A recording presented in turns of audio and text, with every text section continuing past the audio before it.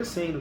Na verdade, o seu cliente vendeu uma área grande, né, uma área maior, vendeu parte dessa área maior. O que aconteceu? O contrato em sua vigência de pagamento, um compromisso, ocorreu invasão. Eles não querendo assumir a responsabilidade da invasão, não querendo gastar com medidas judiciais, custas judiciais, eles estão tentando induzir o seu cliente a erro, né? Olha, agora Induziram. Fizeram 2 aditivos, né?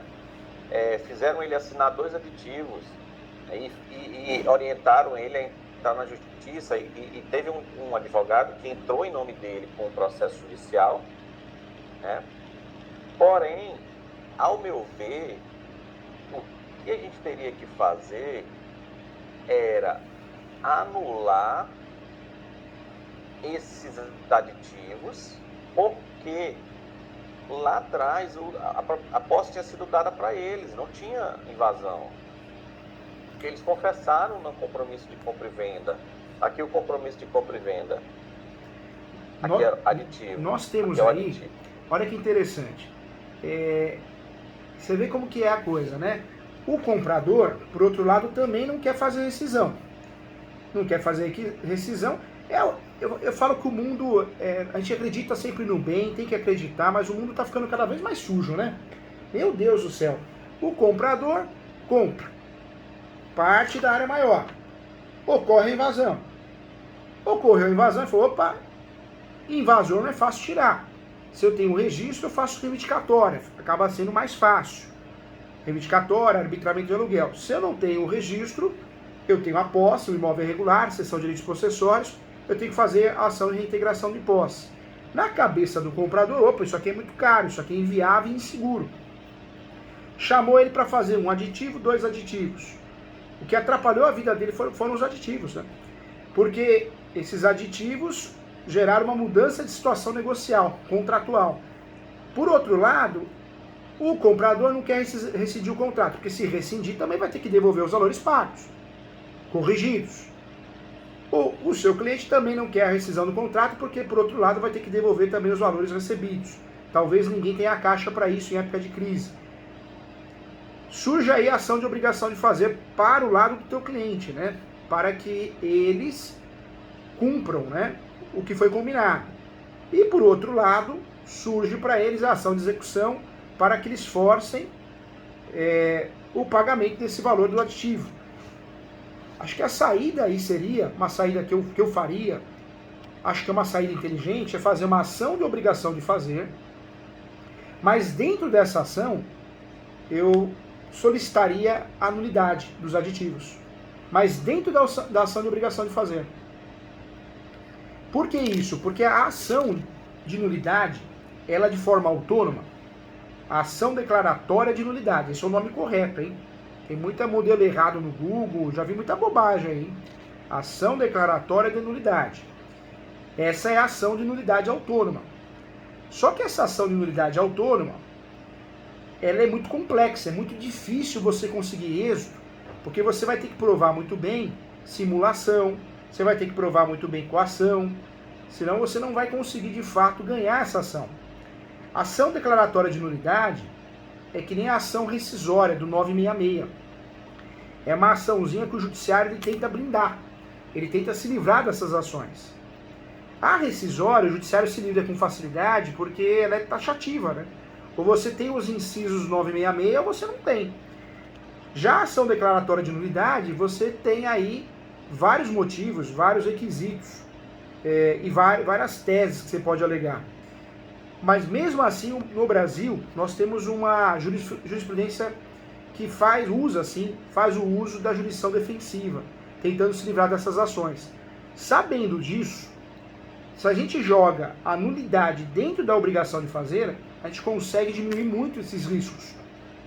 Esse risco do judiciário se livrar dessa ação, nesse caso específico. Então, nesse caso específico, o que eu faria, doutor? Com muito carinho, muita propriedade. Eu faria uma ação de obrigação de fazer. Opa, eu quero que vocês me paguem aqui a diferença do contrato. Ó, pode me pagar. Só que antes dos fatos, eu criaria uma preliminar e fundamentaria essa preliminar pedindo a nulidade dos aditivos, dizendo que ele foi coagido. foi coagido a assinar, foi induzido, foi uma simulação, batendo muito nessas palavras, né? Porque seria mais fácil o doutor conseguir, na jurisprudência aí local, muito mais fácil conseguir a nulidade dentro da obrigação de fazer, em preliminar, do que propriamente numa ação declaratória de nulidade. Porque essa ação, porque na obrigação de fazer ficaria mais fácil?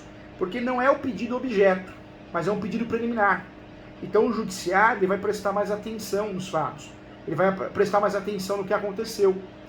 É mais fácil para você despachar, é mais fácil para você mandar um e-mail, né? Em época de pandemia, muitos juízes têm pedido, juízes, que você não vá até o local, mas mande um e-mail explicando o que você quer. Seria mais fácil de você conseguir o que o cliente quer, que é a nulidade dos aditivos e fazer com que eles paguem, né, o que estão devendo, que está lá previsto no contrato.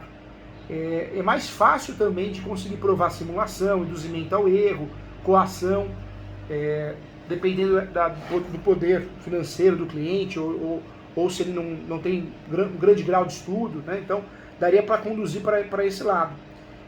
Eu faria assim, faria a ação de obrigação de fazer, antes dos fatos, eu puxaria ali uma preliminar. Preliminares. Requer a nulidade, explicaria o que aconteceu, a história, e faria a solicitação, sim, da nulidade. E eu faria mais, viu, doutor? Eu faria mais. O Código de Processo Civil ele trouxe grandes novidades, né? Ele unificou os prazos recursais, em regra, ele trouxe a prova nova, que é a ata notarial, que até então a gente não usava. Então o CPC inovou. Mas o que eu mais gostei do CPC é a tutela antecipada antecedente. Tutela antecipada antecedente. Daria para o doutor fazer o quê? O judiciário, se você escreve muito, se o doutor escreve muitas laudas, folhas, o judiciário não lê. Ele vai direto no pedido. É um problema sério que nós temos e isso é notório. Não tem como falar que não. Ou senão o judiciário pede para o assessor ou alguém da secretaria fazer um resumo. Para fugir disso, hoje nós temos a opção de fazer o quê? Distribuir uma petição chamada de tutela antecipada antecedente, e depois nós temos aí até 15 dias para emendar, para aditar. O novo CPC, nós não temos mais o processo cautelar sozinho, autônomo. O novo CPC nós só temos 3 procedimentos: comum, especial e execução. Comum, especial e execução. O cautelar, que no antigo Código de Processo Civil existia, era autônomo, que a gente até recolhia as custas processuais, deixou de existir. Então, o novo CPC criou essa tutela antecipada antecedente, que é diferente da cautelar, da medida cautelar, que a gente vai emendar também, mas vamos emendar em 30 dias. Aqui no processo civil atual, nós temos o quê? A medida cautelar, que nós vamos emendar em até 30 dias. Estou falando da tutela antecipada, que nós vamos emendar em até 15. Então, olha que estratégia legal. Eu faria uma tutela antecipada antecedente, muito bem feita, muito bem amarrada, para conseguir a nulidade dos aditivos, que aí daria para escrever bastante, daria para escrever 15 laudas, 12 laudas. Eu não iria me perder, eu não correria o risco de me perder, porque eu estou falando só da nulidade dos aditivos, e esses aditivos mal feitos que eu vi aqui, está impresso aqui na mesa, eles foram mal feitos, né, confusos, tem até falha de digitação. Então eu usaria essa técnica processual para conseguir mais efetividade. Então eu faria o quê? Uma tutela antecipada antecedente, só para pedir a nulidade dos aditivos. Depois eu faria, em até 15 dias, a emenda da inicial, ou aditar a inicial. Mesmo que eu não conseguisse, no primeiro momento, a nulidade, mas era só para ficar bem separado nos autos, no processo. Isso me ajudaria na decisão definitiva, e isso me ajudaria também em grau de recurso, porque o desembargador relator, se precisar, se for o caso, a hora que ele for julgar essa ação em grau de recurso de apelação, também vai aparecer separadinho, ele vai procurar entender, opa, que é essa tutela antecipada antecedente, separadinha, bonitinha aqui? Deixa eu ver, o que foi emendado, aditado? Então essa separação processual, nesse caso específico, eu acho que daria aí uma oportunidade maior de êxito na ação e de resolver o caso. Porque esse caso, e parabéns ao doutor, que também sempre pega casos complexos, parabéns doutor, parabéns. Deus te escolheu, hein? O anjo da guarda te escolheu para ajudar muita gente nessa vida, né? Casos complexos, casos interessantes, mas é isso, grandes batalhas que fazem um homem, né? Diferente, né? Então, essa grande batalha que o doutor tem, a minha grande estratégia que eu usaria com muito carinho era separar. Eu faria o que? Obrigação de fazer, eu não faria ação declaratória de nulidade, porque ficaria difícil de provar nessa ação, o judiciário iria focar só nisso, então ficaria muito mais difícil de ganhar, muito mais difícil de ter êxito, então não iria nessa estratégia conservadora, ação declaratória de nulidade. Eu não iria por vários motivos, processuais, de gestão de tempo, eu não iria também pela jurisdição defensiva que o judiciário vem aplicando, eu abriria a mão disso e usaria o plano B, que na minha opinião o plano B é muito mais vantajoso, com base na jurisprudência do Superior, do Supremo, com base também na jurisprudência nos julgados que a gente vê por aí. Eu faria uma obrigação de fazer, ação de obrigação de fazer, para cumprir o contrato. Eu quero que você cumpra o contrato aqui. Só que dentro dessa ação de obrigação de fazer, eu abriria um tópico para fazer preliminar. Só que eu iria além dessa estratégia. Eu faria a preliminar de forma antecedente e eu emendaria em 15 dias. Eu usaria, assim, o que tem de bom o Código de Processo Civil. O doutor mostraria conhecimento de causa, o doutor mostraria domínio técnico processual e conseguiria separar a materialidade do processo.